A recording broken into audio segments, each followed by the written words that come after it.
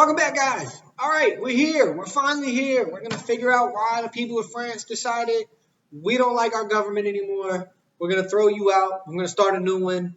We're going to cut people's heads off. A whole lot of chaos and craziness takes place. But why they weren't happy with their government any longer and what they decided to do. Okay, it's going to be the French Revolution. And today we're going to look at precursors to fighting.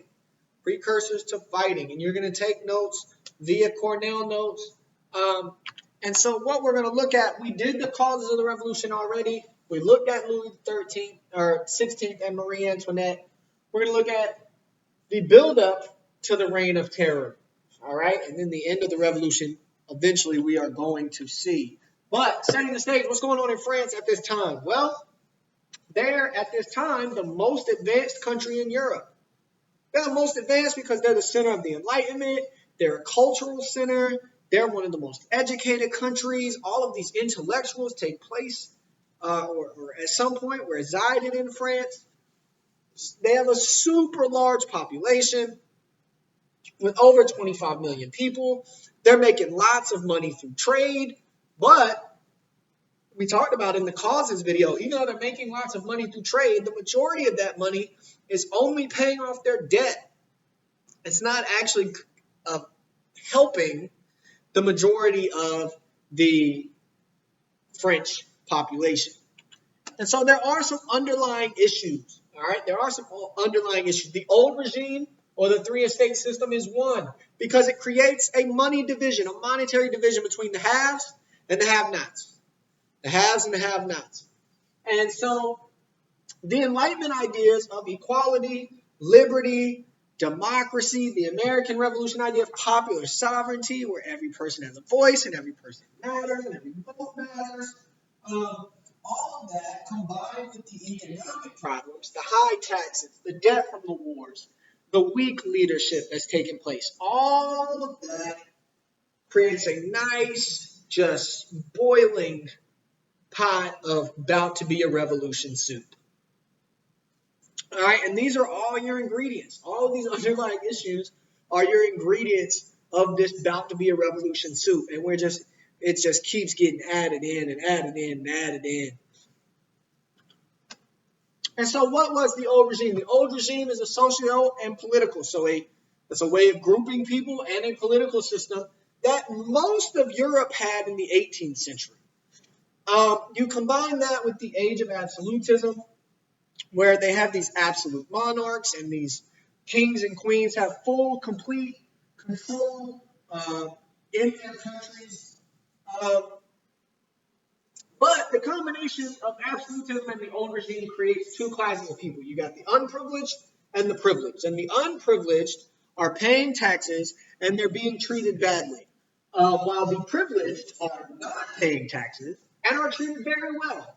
Now, this doesn't make any sense. Why you would treat the people who are giving you money poorly and treat the ones who are not giving you money very well, I don't know.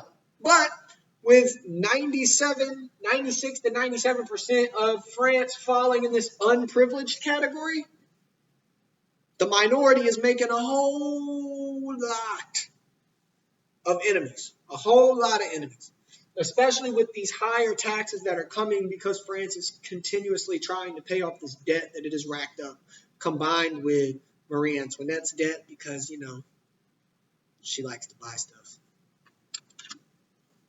And so you can see from this cartoon here, how you analyze a political cartoon. You have to look for symbols, all right? And so what we can see here is that the hat, the staff, these two individuals represent the First Estate. And you can tell because the Pope's hat and the staff being carried by the cardinal in the background. All right? And then you can tell from the way this individual is dressed, and he's dressed all fancy, he's got a nice big sword on his side, that he represents the Second Estate, or the nobility, the rich people. And then what you have down here at the bottom is an individual, barely clothed, super skinny, chained up, carrying the first and second estate. And he is to represent the third estate.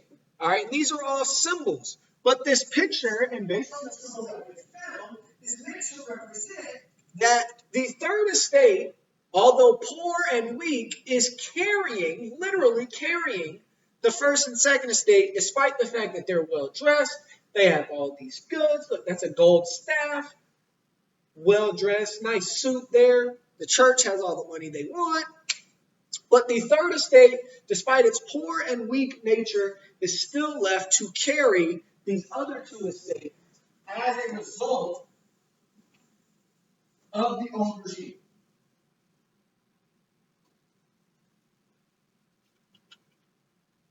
And so the three estate system we talked about yesterday, the first estate is the clergy, the second estate is the nobility or the rich, the third estate is literally everybody else. The first two estates have all the privileges. The biggest one being they are exempted from paying taxes. And despite being the two richest classes, and therefore probably having that being the easiest way to pay off the debt, they don't have to pay taxes. The common people who are already struggling and poor and weak have to pay all the taxes. And so this is an issue with the third estate.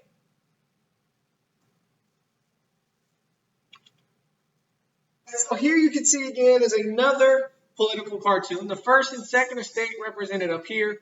The third estate down here again being trampled on while they carry the rest of France. And so the conditions are harsh and rough for the third estate, but the first and second estate are being held up by that struggling third estate.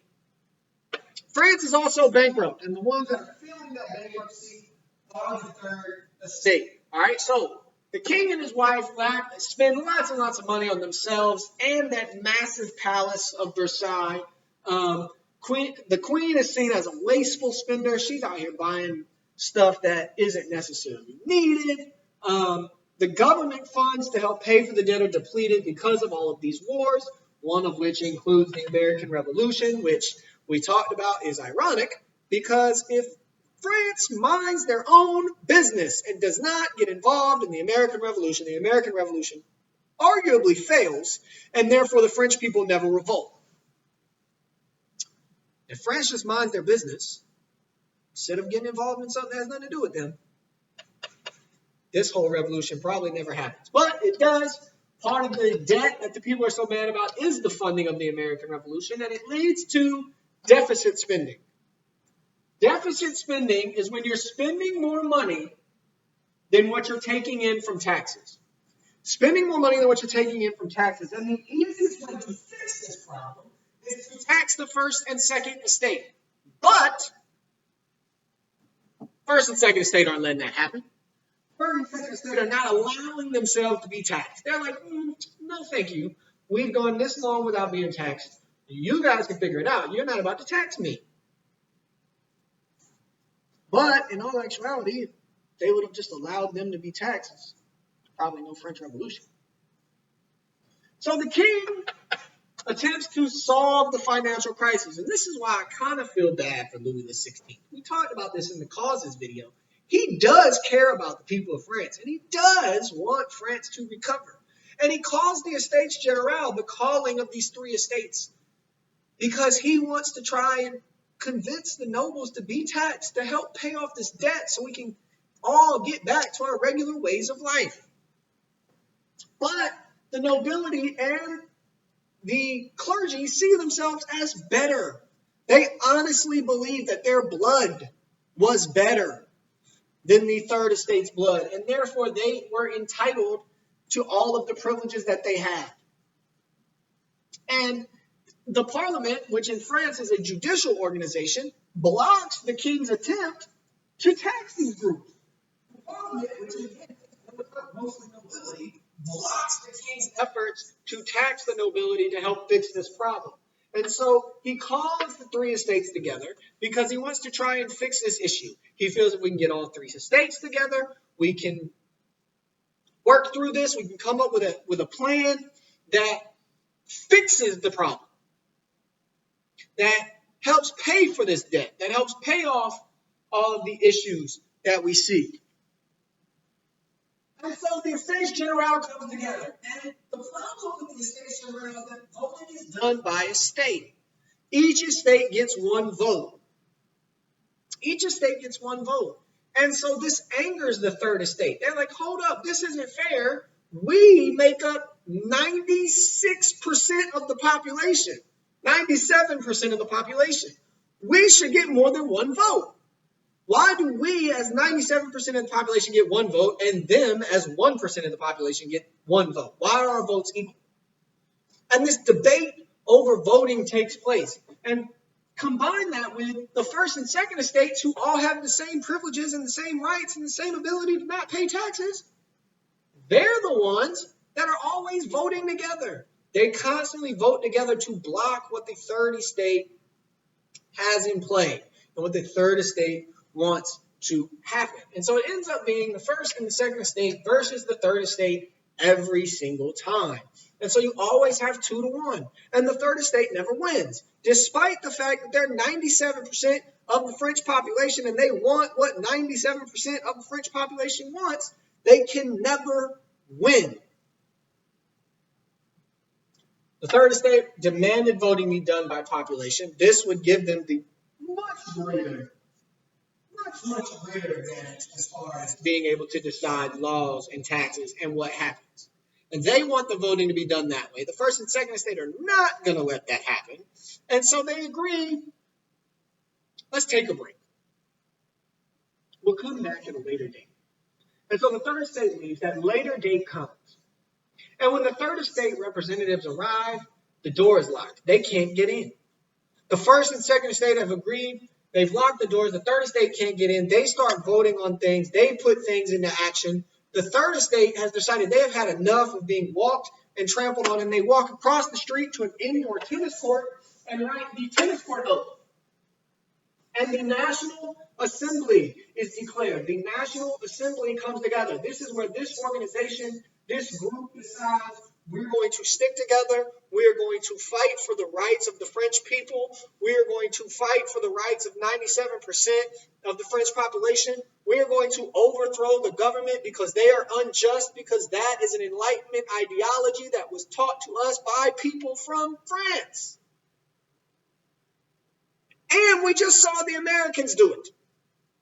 We saw the Americans come together and fight back against Great Britain, and they were able to overcome those odds and win that war and gain their rights. We should do the same thing.